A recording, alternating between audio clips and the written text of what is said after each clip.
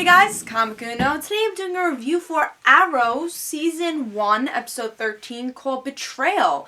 So let's talk about this episode.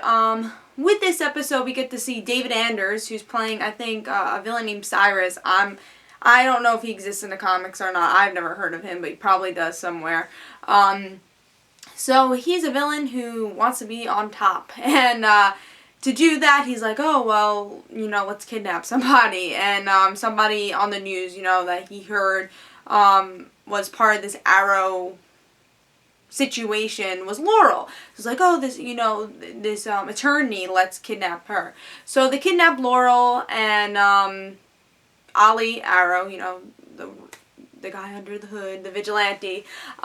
He saves Laurel, and then, Laurel's father's like, oh, thank you, but I still don't like you. He still has problems with, the vigilante Arrow. He still has problems with him, and pretty much this whole episode, Laurel gets a little disconnected to her father because of her father's vendetta against Arrow for some reason. We don't know exactly why he has this vendetta, but he really doesn't like the Arrow, and he wants Arrow to be captured. But this is also making their relationship go apart, So we get to see that. And we also get to see a little bit of Tommy and Laurel. They get to see their relationship grow and get severed a little in this episode. And we also get to see Deathstroke in flashbacks. So as Slade, not with the mask. So we actually get to see Slade, which is pretty awesome. And we get to see he's the one who teaches Ollie how to fight. So the reason Ollie's such a good fighter is because of Deathstroke, which I thought was pretty great. So what did I like about this episode? What didn't I like about this episode? I felt like this episode was somewhat of a filler. Not much happened. I think the ending was really good. We got a cliffhanger of Ollie's mom getting that line. It's like, you have failed my city. So we get to see Ollie's mom in that predicament, and what will Oliver do? Because Oliver knows that she's up to something, and I feel like we are going to learn exactly what she knows and what she doesn't know. Because we know, obviously, she is with the Dark Archer, so obviously that's not a good sign.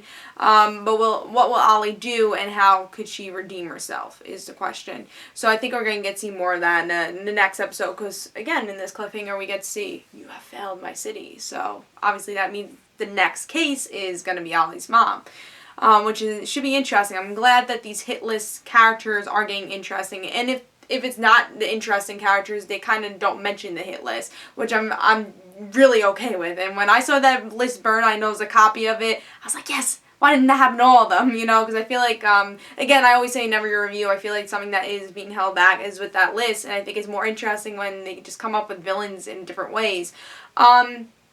Disappointment I had with this episode, I love David Anders. I really do. I think he's a good actor. The first time I saw him is in Heroes, and this was just a coincidence. I'm wearing this shirt.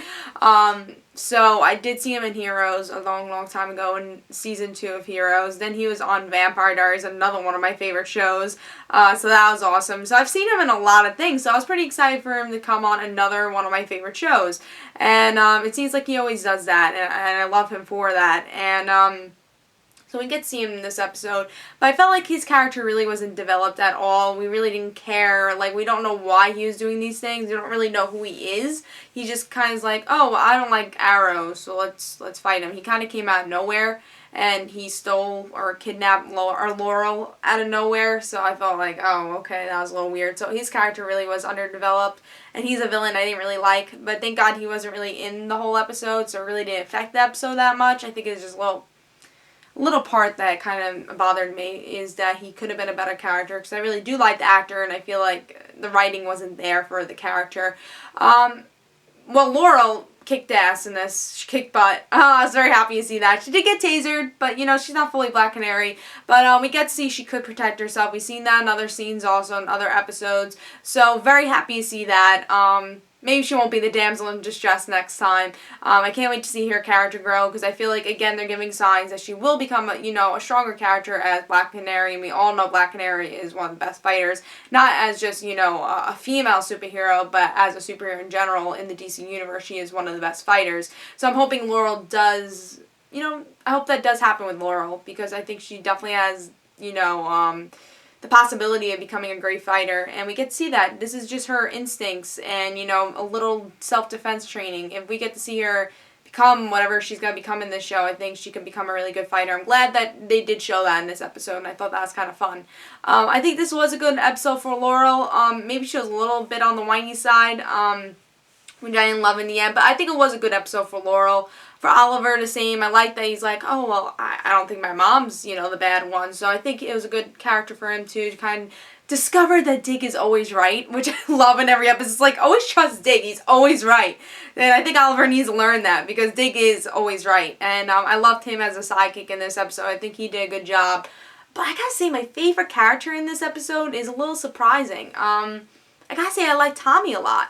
I think his character developed that annoying best friend that you thought was going to turn into a villain and you thought was just going to be like Lex Luthor into a guy that's really caring and a really good boyfriend to Laurel. And, you know, I see their relationship more than I see Ollie and Laurel right now because we haven't seen their relationship that much. But I think Tommy is a caring boyfriend to Laurel and I like that connection. I see where the relationship is going. I felt like it was kind of forced, the relationship at first, but now it's like, oh, I see it now. And I think with this episode you really did see how he did care, and I think we get to see him as a good character, and I like how his character is developing as that nice guy and a nice friend, because I think that's where Tommy's place is going to be for a little while.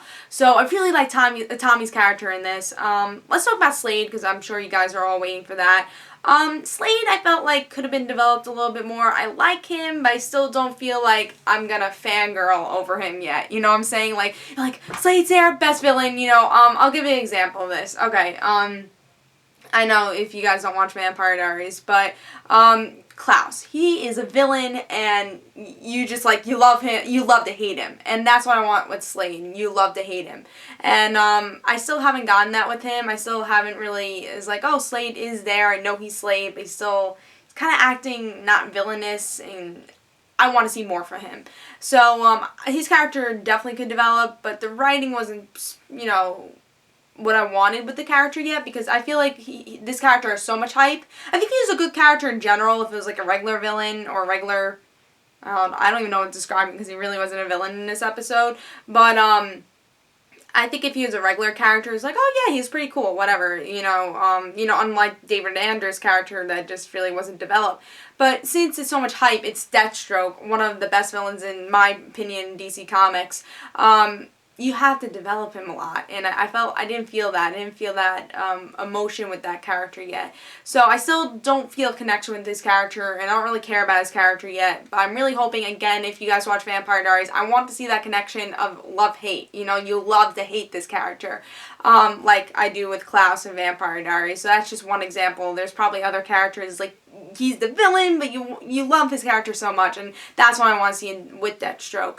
And hopefully we get to see his character develop. I know it's just the first appearance of Slade. I'm sure we'll get more with him. It's just that I wish it was a little bit better. Sometimes writing with the show, it is a little, doesn't get you totally excited, and I felt like with this episode it wasn't like totally excited, but I think a lot of plots were brought to the table, and it was a filler episode, yes, but it was a good filler episode. Like, Firefly was a filler episode, but it sucked. It just wasn't good. Now's the episode where we came from the hiatus.